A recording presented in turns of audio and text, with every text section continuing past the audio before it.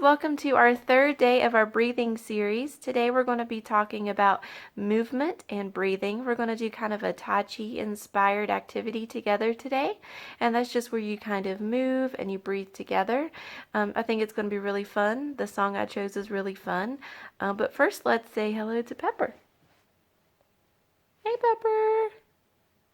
And she'll probably be joining us. She likes to move around whenever I do, so that'll be super fun. So I'm going to do the Tai Chi with you guys, and then I'll return back and we will read a book together.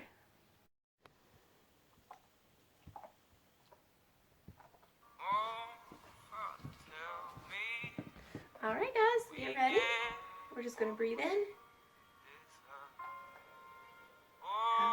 Breathe in. Breathe out. Now we're going to push. Breathe out. Push out. Breathe in.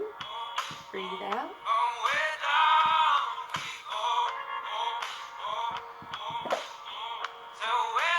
Alright, push out.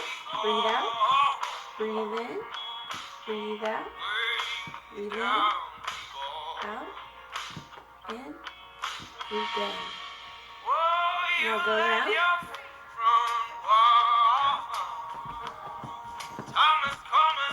Breathe around.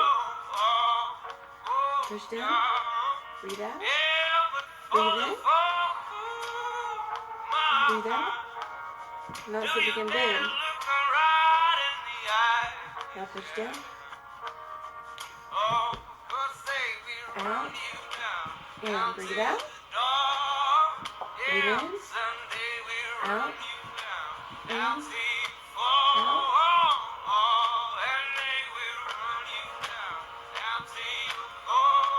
Switch sides.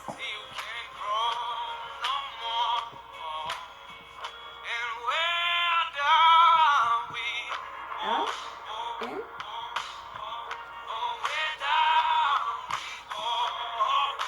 Alright, we're going to change it. Around.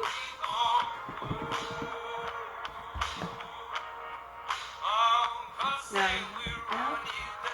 All the way to the other side. Now big circle. And throw. Circle, breathe in. Now breathe out. Breathe in. Breathe out. Breathe in. Breathe out. Now out. In.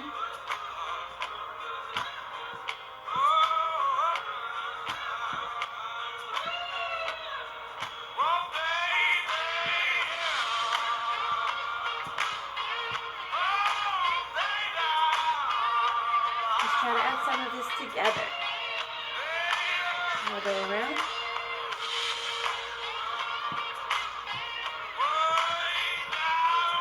Around. Out. In. Around.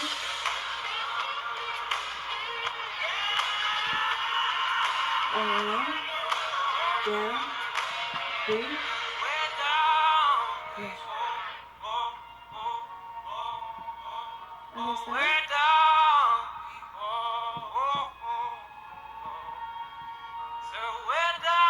Other side.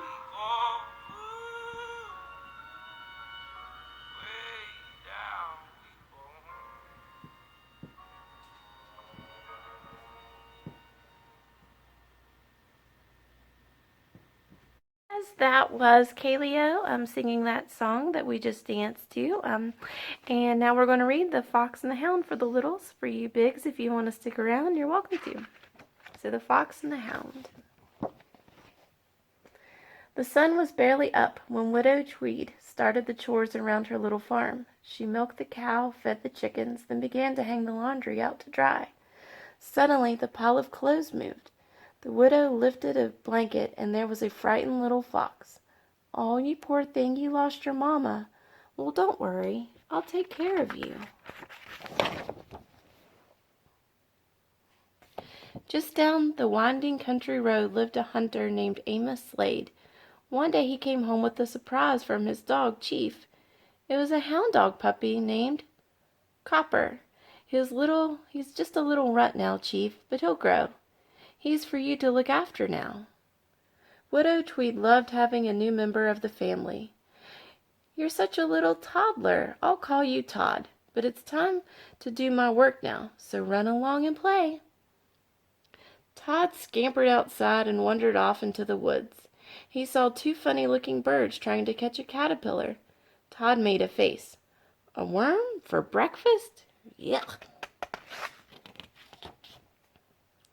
At Amos's house, Chief was teaching Copper how to be a hunting dog. "Hey there, Copper. What are you sniffing at?" "I don't know, Chief. Something I never smelled before. I want to find out what that smell is." "Okay, Copper, but the master ain't going to like it. I'm just warning you off." Copper sniffed his way to the woods. He followed his nose right to a log where Todd was sitting. "What you smellin'?" asked the little fox. "I don't know." "Why, it's you. Aroo, aroo. And what did you do that for?" "We're supposed to do that when we find what we've been tracking." "I'm a fox. My name is Todd. What's your name?" "My name is Copper. I'm a hound dog." "Gee, I bet you're good playing hide and seek.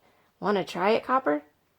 Todd bounded off as Copper began to count. And so the two youngsters laughed and played the day away.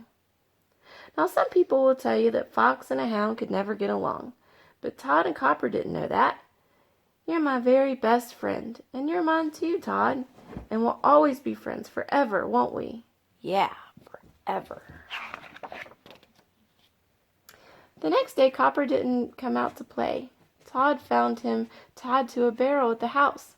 "My master says I gotta stay home, and it ain't no fun neither." "Well, we can play around here then." "Oh no, not with old Chief over here. He can get awfully mean. He's cranky." Todd crept into Chief's barrel. "Gee willikers, is he ever big? Wow, look at those teeth." "Oh, don't go in there." Suddenly Chief's eyes popped open. "A fox!" Chief charged at Todd, scattering chickens in every direction.